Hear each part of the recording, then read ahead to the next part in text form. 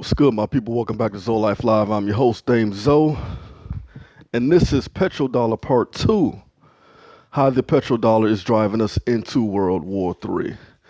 Now, I've been accused of, stoking fears about the end of the world and all this apocalypse talk and stuff like that, right? But my objective is never to stoke fear. My objective is always to give you the news and give you the truth, because the truth will what? Set you free. All right, so check this out, y'all.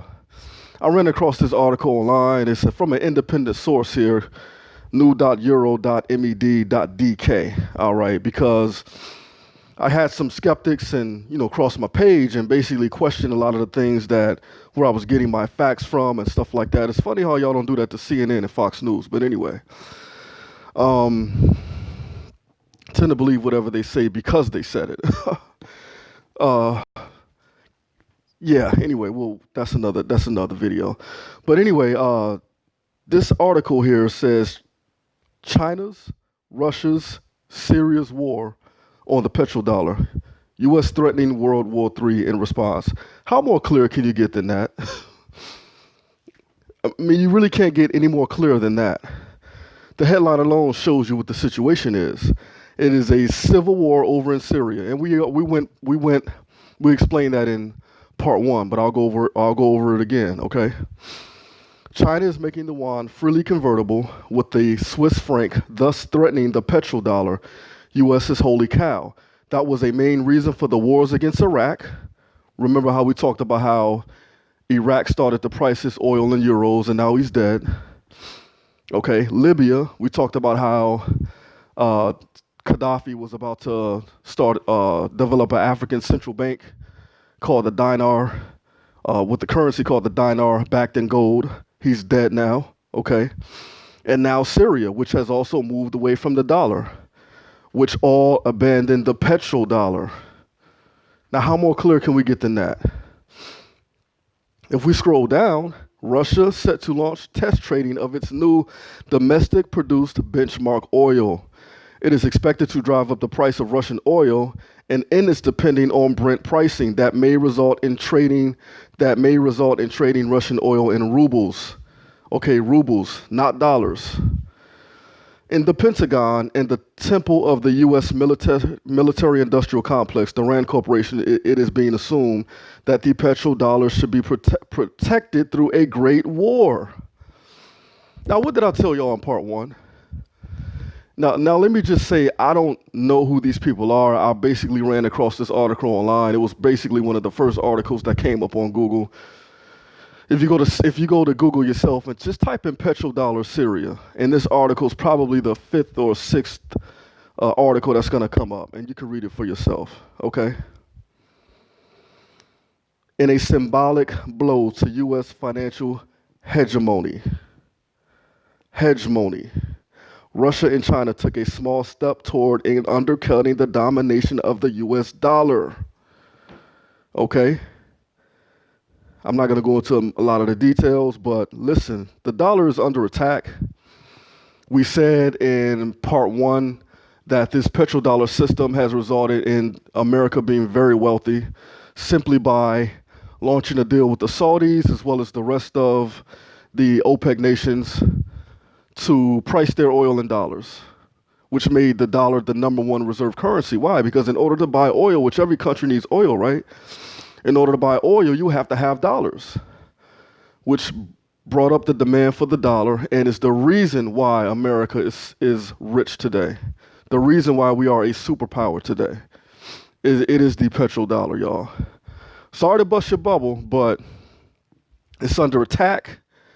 And the dollar is really only just a matter of time now. Now, why do I bring all this up? Do I bring it up to ruin your day, because, it sucks, right? Now you got to go to work and think about, you got to be afraid of Dame Zoe's post, right? No, not at all. Never to ruin your day. My objective in posting is to let you know that biblical prophecy is unfolding right before our eyes, y'all. We're witnessing what the Bible talks about as the Great Tribulation starting. Because when this dollar falls, I'm telling you, It's going to be a mess when this dollar falls. So, church, get ready. Our redemption draws near. This is more of the reason to let us depend on God, our Lord Jesus Christ, and get ready because the doors are about to open up. When these stocks start falling and folks start, mortgages start going under, and they got to start giving their cars back to the bank, you don't think the doors of the church are going to open up? So let's get ready. This is good news. I mean, it's not good news, but for us in the church, we have joy regardless, right? Because God is our provider. So those who are not a part of the church, consider your relationship with God. Consider your relationship with Jesus Christ. And this is to let you know, those people who are out there in the world, that you can't depend on government. You can't depend on money. You can't depend on none of that. I see you young guys all in the videos throwing your money around. There's nothing wrong with money. Get your money. But remember that your foundation always has to be Christ. Anything else is sinking sand. All right? You follow me? Now check this out. This is one of the great American heroes here, Ron Paul. When Ron Paul ran for office, those of us who have watched Ron Paul over the years, we saw how badly this guy got just distant ignored by mainstream media. I mean, they did him so bad, it was just ridiculous because he's not in the elite. He's not in a certain circles where they, he's giving us the real information. He's giving us the real truth. All right. Ron Paul, some of y'all don't know, Ron Paul's a senator. His son actually, I think, is a senator now as well, or a congressman. His name is Rand Paul. But Ron Paul is a senator. Can't remember which state, but he's also, I think, a doctor. He's been in the Senate for many years. And Google that name on Google. If you want to know some real information, and you're sick of getting, jived out by CNN and all these other major corporations, you want the real deal, you Google Ron Paul and start following him on Twitter. The chaos that one day will ensue from our 35-year experiment with worldwide fiat money will require a return to money of real value.